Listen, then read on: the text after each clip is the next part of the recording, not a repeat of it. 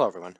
Today we are going to review Baahubali 2, The Conclusion. I hope I'm pronouncing that right, because I believe that's how they're saying it in the movie anyway. So, I was just trying to remember which one was the father and which was the son here. So it looks like... Um, uh,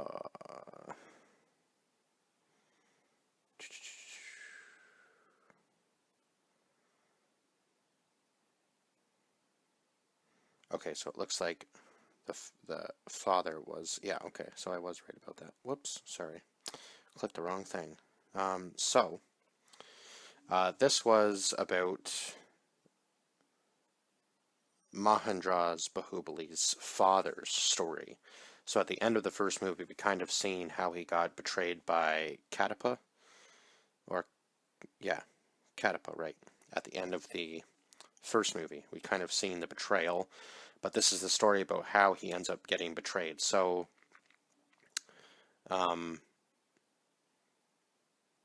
Mahendra goes to this. Was it the other kingdom? What was the other kingdom called? Now his kingdom is. So it must have been Kunthala was the other kingdom, I believe. And he's trying to win over the heart of Devasana, who is the, I believe was she the princess? Yes, she must have been the princess there, because I don't think she was the queen. No. So she was the princess there. And I'm trying to remember the other guy's name that played the... Was he the king of Kunthala? I don't think so. I'm trying to remember the guy who he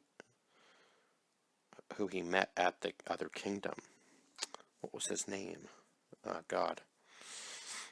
I'm drawing a blank on that, actually. Anyway, so we kind of see the slow betrayal of Baahubali, obviously, in this story. So I guess from the original story, what I'm gathering is that Shiva, that was the son of Baahubali, right, who was born, learns about his heritage and obviously realizes that he is a Baahubali. And then when he realizes that, a lot of stuff begins to change in the first movie, right? Because he climbs a whole mountain and gets over the top and finds out about his heritage and all that stuff, and ends up obviously taking on his uncle in this movie, who was Balad Baladeva, I believe was how you pronounce his name. I hope I'm not probably butchering some of these names, but and then Sivagami was his mother. I know that much. And she ends up having Baahubali executed, actually. She's the one that ends up putting out the order because she believes that Mahendra is actually betraying her or trying to defy her, I guess, in a sense, even though Devasana wanted Baahubali in the beginning anyway. So it's kind of a battle between the two sons, right? Baahubali was supposed to have was supposed to be the next heir to the throne, and he was all set up for that. And then when he brings Devasana back, there's been a mishap. She thinks that Devasana has been rude to her by saying no to the other son, Baladeva, and that's not the case. She wasn't trying to be disrespectful. She just knew she had already fallen in love with Baahubali at that point. So, what sense would it have made for her to, betray that love, right? And he had already at that point fought off the army that was coming to attack her kingdom, and then he said he would basically devote his life to protect her in any way possible. So he had already given that. He had already kind of struck that deal with her, and he couldn't go back on his words because I guess that was, part of his code, obviously. So it was kind of funny watching him act like a fool during the entire thing until I actually finally found out who he was. And then he ends up bringing the other guy back with him as protection. And Now, I'm not really sure how this, I don't think they were actual brothers, um, or they were born from different fathers, possibly. So they might have been like a stepbrother type thing. Because I think at one point, uh, yeah, yeah, Bijladiva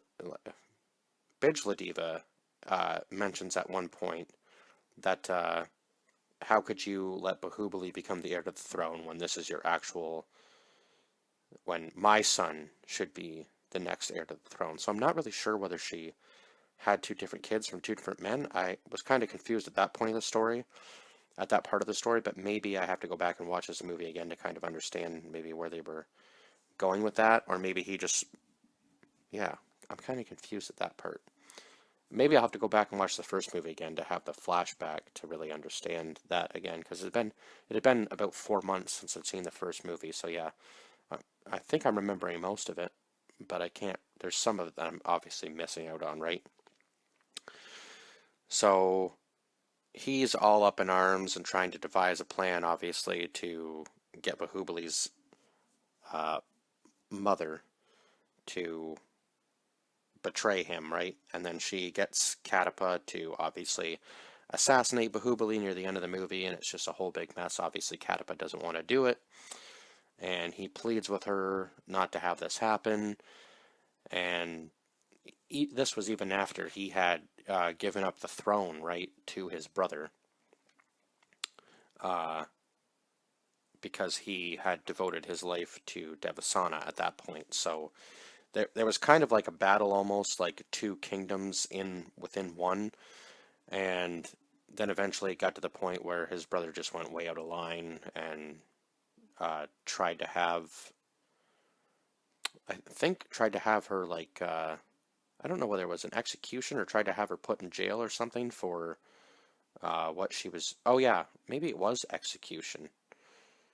At least put in jail for murdering the one guard or whatever at one point in the movie, and that's when Bahubali steps in, and that's when he gives up the right to the throne and becomes the number one, I guess, protector for his brother. And obviously, the people aren't having any of it. They think that Bahubali should obviously be the rightful heir to the throne. Uh, so then, as we know in the second movie, Devasana is captured. Luckily, Bahubali's mother is able to get away with the baby and save it. And then, obviously, we know in the first movie he's raised up in this small village after his mother passed. I believe she drowns at the beginning of the movie while holding the baby up, and then they find it. Some people find her, luckily, in the nick of time to save the baby, right? Uh, and then I can't remember who brings it back to the village or whatever, but they are obviously hunting for the baby in the first movie, if I'm remembering correctly. But they aren't able to. Yeah, they aren't able to get to his mother in time. I think was how the first movie started anyway. And then flashes forward to um, it flashes forward to Armandra Bahubali, who is obviously the son of Mahendra Bahubali, right? And now he is currently battling with his uncle, trying to get into the kingdom. And his uncle had this like absolutely just insane kind of chariot thing with like these three blades on the front. And he just like runs through a whole bunch of people. And at this point, um, a lot of them are much older, obviously, including his uncle, but he still has quite a bit of strength left in him, as we see in the final battle scene between the two of them. Uh, but Katappa is obviously with his son, right? And I believe he told the story of how he betrayed his father, but really, um, it wasn't really his choice. His hand was kind of forced. So I believe, obviously, we all already know that Amandra Bahubali has forgiven him right at this point and has brought him on to help fight um, with him and considers him more of an uncle than his actual uncle. So there you go. Uh, So yeah, they break into the kingdom in probably the most insane way I've ever seen in any movie, really. So they get like a group of guys together and like fling them from the palm trees, and they use like this shield tactic where they like roll up almost into a ball while they're being shot at, and then land on the shields with their feet up in order to protect them from obviously breaking anything or dying. Obviously, this is way out of like any sort of uh, realm of possibility, but it was just a really cool thing to see in like in a movie, right? And these were very kind of action-packed movies with the whole Bollywood kind of as a side piece, I think. And obviously, most of these uh, foreign films, at least, yeah, at least the at least the ones from T-series seem to have that kind of theme to it, where even if it's action, they always have like the dancing number, which isn't a bad thing by far. It's kind of like almost like the musical part of the movie, right? Which I mean fits for these types of movies because especially for like the whole like love scene part, I think this kind of fits. It definitely fits well for this style of movie. Uh, and I knew I was going to like this movie right from the beginning, like the very opening scene where he's like pushing open the gate by himself with the huge carriage or whatever, and he tames the elephant from going crazy throughout the town.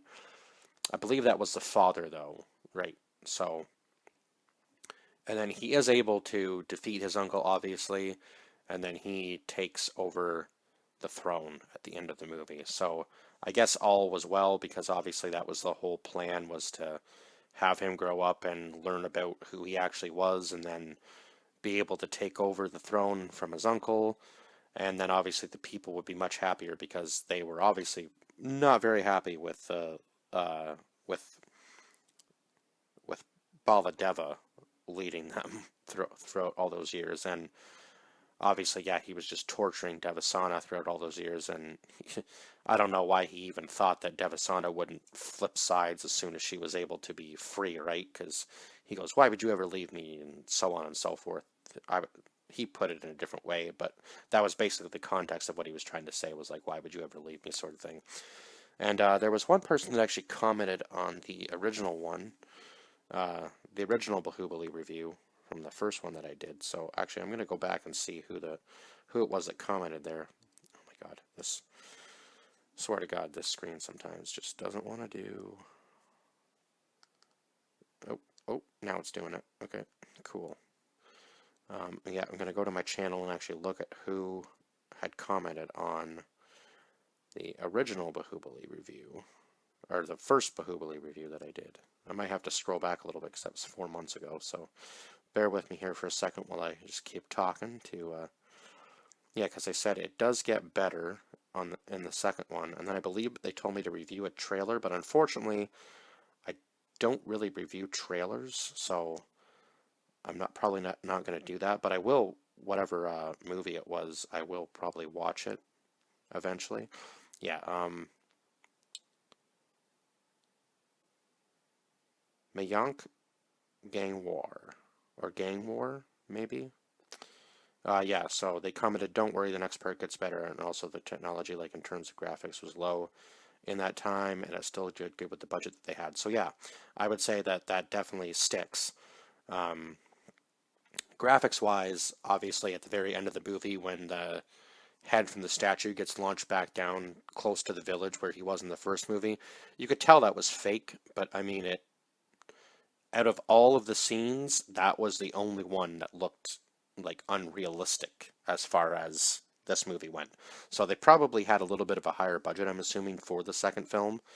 Other than that, this movie was really good, really well done, and slightly better than the second one. So yeah, I have to agree with the person who commented there on the first movie review that I did there. So I'm gonna actually pull up my IMDb again here, and because I exited it by accident, and actually tell you the review or tell you the score that I gave it because yeah, I think that is important. I can't quite remember now what I gave it, but I know I gave it a little bit better than the first one. So yeah, actually I went back and looked at what I reviewed the first one, and I gave it an 8.5. Now obviously I don't do the whole 0.5 system anymore, because now that I've set up an account with IMDb, I just do like a solid rating, because I feel like that's a little bit better. I don't know. That's just me. That's just me personally. I don't like doing the whole like point 0.7 whatever thing. Yeah, that just kind of bugs me now. So I try to keep it as a solid rating as I feel the film deserved. So I gave the other one like an 8.5, and this one, so I'm going to say the first one was probably more of an 8 for me, and this one was a 9. So slightly better than the first one. Now I'm going to go back and watch the first one again in English like I promised months ago, right? Just to see if there was a slight difference in the film, and obviously because that's my primary language, right, is English, that I should probably just go watch it in English and see what it's like. Sometimes I just find it funny to like see it in English because you can tell that's not what they're saying or even close. So it is kind of funny to watch it sometimes in the wrong language. So yeah. Or maybe I won't. I don't even know now. I feel like I probably have watched the film now, and maybe going back to see it in English might kind of ruin it. That's kind of my feeling on it. So maybe I won't do that then.